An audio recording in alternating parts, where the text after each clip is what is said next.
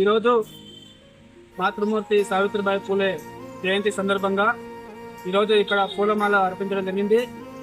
అయితే గతంలో ఆమె చదువు నేర్పడానికి కారణం ఏంటంటే మనువాదానికి మూలమైనటువంటి మనుస్మృతి ఆధారంగా చూస్తే మరి ఈ దేశంలో శూద్ర వర్గాలకు అయినటువంటి బీసీ ఎస్సీ ఎస్టీ వర్గాలకు చదువుకునే హక్కు లేదు, వాళ్ళు ఆస్తి హక్కు లేదు, మళ్ళీ అన్ని హక్కులు వాళ్ళకు చెందకూడదనే ఒక మనుస్మృతి యొక్క ఆధారంగా ఉండడంతో మరి ఈ దేశంలో మొట్టమొదటిగా మరి వాటన్నిటికీ తెగించి మహాత్మా పూలే గారు మరి చదువు నేర్చుకొని మరి తన భార్య అయినటువంటి సావిత్రిబాయి పూలే గారికి చదువు నేర్చుకొని మరి ఈ దేశంలో ఉన్న మహిళలకు అదేవిధంగా శూద్ర వర్గాలకు అతి శూద్ర వర్గాలకు చదువు నేర్పి ఈ దేశంలో జ్ఞానాన్ని నేర్పించినటువంటి మొట్టమొదటి మహిళ సావిత్రిబాయి పూలే గారు.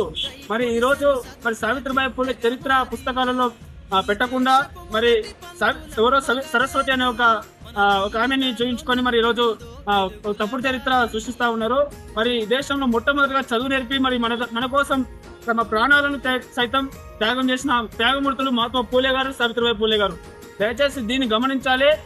పాఠ్య పుస్తకాలలో వారి చరిత్రను మరి ఏదో ఒక పాఠ్యాంశంలో మరి ఎందుకంటే అక్కడ చదువుకున్న విద్యార్థులు చరిత్ర తెలుసుకుంటేనే మరి రేపు పొద్దుగాల వాళ్ళ చైతన్యం అవుతారు. వాళ్ళు ఏ రకంగా ఎదగాలి, సమాజానికి ఏ రకంగా సేవ చేయాలనేది వాళ్ళు పునరాలోచన చేసుకుంటారు. కాబట్టి దయచేసి ప్రభుత్వాలకు కూడా మేము విజ్ఞప్తి చేస్తా ఉన్నాము, వారి చరిత్ర పుస్తకాలలో పెట్టాలని కోరుకుంటా ఉన్నాము.